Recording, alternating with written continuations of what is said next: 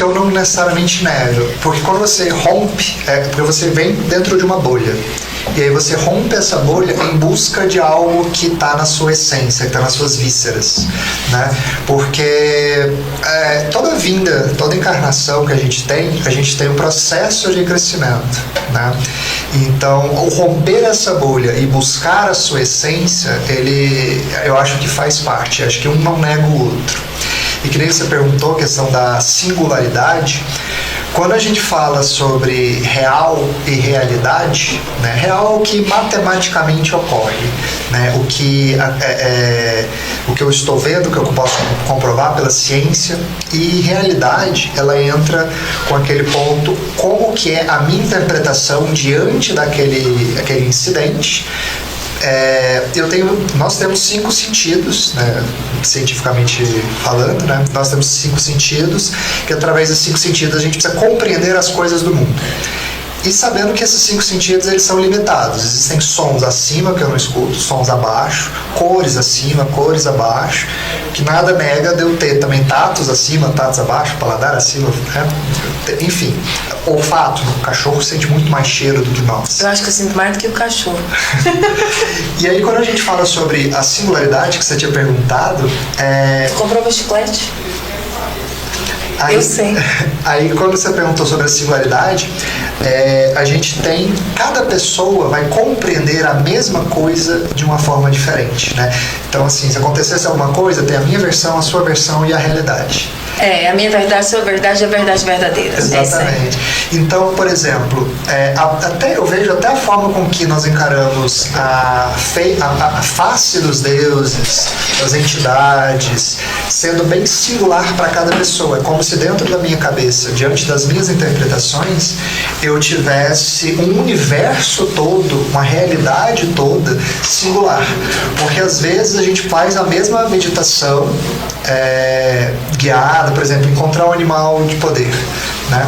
Cada pessoa vai encontrar o seu, cada pessoa vai ver uma árvore diferente, pode ter a mesma meditação, mas cada pessoa vai ter uma singularidade, cada pessoa vai ter um processo de interpretar aquilo que está ocorrendo. Eu achei que ia chegar uma senhora com a verruga no nariz, né?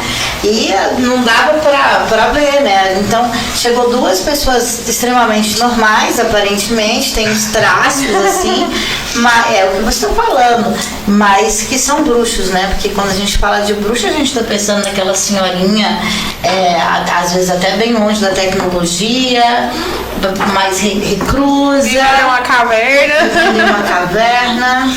E, inclusive, isso é interessante porque isso fez parte do processo de aumentar o preconceito diante da tradição da arte, né, da bruxaria, da feitiçaria, que foi uma estratégia política / militar, que a igreja, durante o período dos templários, o período período negro, né, que teve a peste negra, que teve o período das trevas, na Idade das Trevas, que a gente tem, foi um processo de você criar um estereótipo da bruxa, né, que é justamente a que tem corcova, uma verruga, toda velhinha, que dança pelada. Essa imagem surgiu aí na Idade das Trevas. Surgiu para justamente romper. Até o gato, por exemplo, o gato preto. A roupagem das bruxas. Elas eram mulheres que faziam cerveja. Quem fazia cerveja eram as mulheres, elas tinham uma receita. E aí o que acontece? Elas gostavam de ter gatos porque trigo, cevada, grãos, ele atraía ratos. E os gatos, tendo vários gatos, eu matava os ratos. Os gatos caçavam os ratos. Então, aquela roupa tradicional da bruxa é um uniforme cervejeira, e a associação dos gatos é justamente para caçar os ratos. E aí o que aconteceu? Alguém que deve ter quebrado a cara com a mulher já assimilou a mulher ao demônio, né? Aí já fez toda a ligação.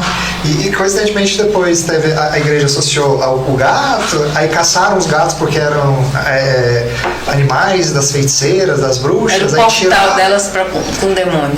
Aí o que aconteceu? A quantidade de rato aumentou, tinha pulga, veio a peste negra, a peste bubônica e alastrou quase a Europa inteira. A bruxa tá usando uma cruz que eu adoro, na verdade, né? Ela é ligada a uma deusa. Podia falar um pouquinho a respeito desse amuleto que você tá usando? Eu tenho muito na minha casa, escondido. Eu faço com a folha do Mariô, com o folíaco do Mariô, e tenho assim no meio das minhas bandeiras, na minha porta. E essa deusa dessa cruz, ela tá inserida no mistério celto? Sim. Vão corrigir ainda até o final. Fala um pouquinho aí. Então, Bridget entrou na nossa casa já faz um tempo. E quando ele começou a trabalhar com os celtas, ele já começou a trabalhar com Bridget, não sei o que, falava de Bridget o tempo todo. Mas quem é Bridget? A deusa Bridget. Não, mas o que ela representa? Olha, eu acho assim, tem o que ela representa, né, para as pessoas e o que ela representa pra gente. Acho que assim, eu acho que ela é uma deusa assim que ela pode estar em todos os momentos assim que você precisar, sabe? Por exemplo, ela tem a face guerreira, ela tem a face... me ajuda aqui.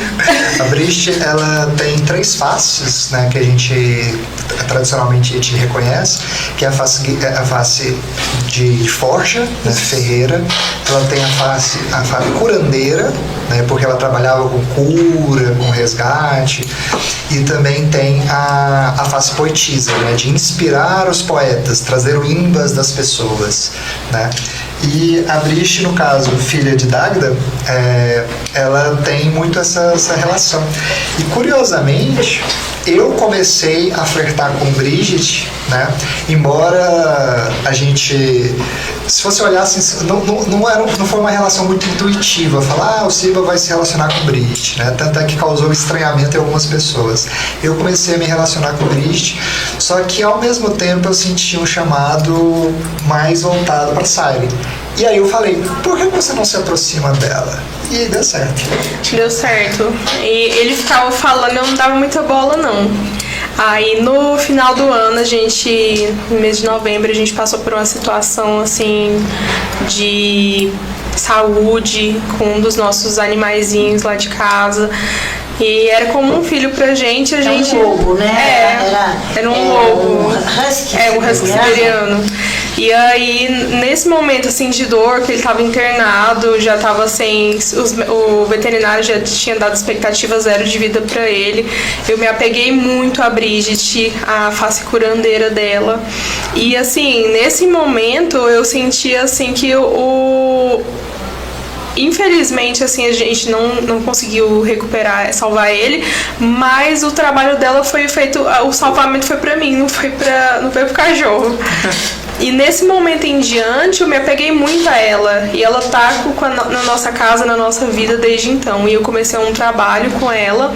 E eu tive uma certa relutância, porque assim, eu gostava muito de Kali. E só que como... Kali também é uma deusa celta? Não, ela é hindu. Só que eu senti assim que eu me conectei com a deusa, mas eu não me conectei com o hinduísmo. Eu sinto que o hinduísmo ele não me representa. Então eu fiquei assim meio órfã, né? Me sentindo órfã. Eu falei assim, nossa, e agora o que eu vou fazer? A quem eu vou recorrer? E aí Bridget apareceu e desde então estamos amigonas.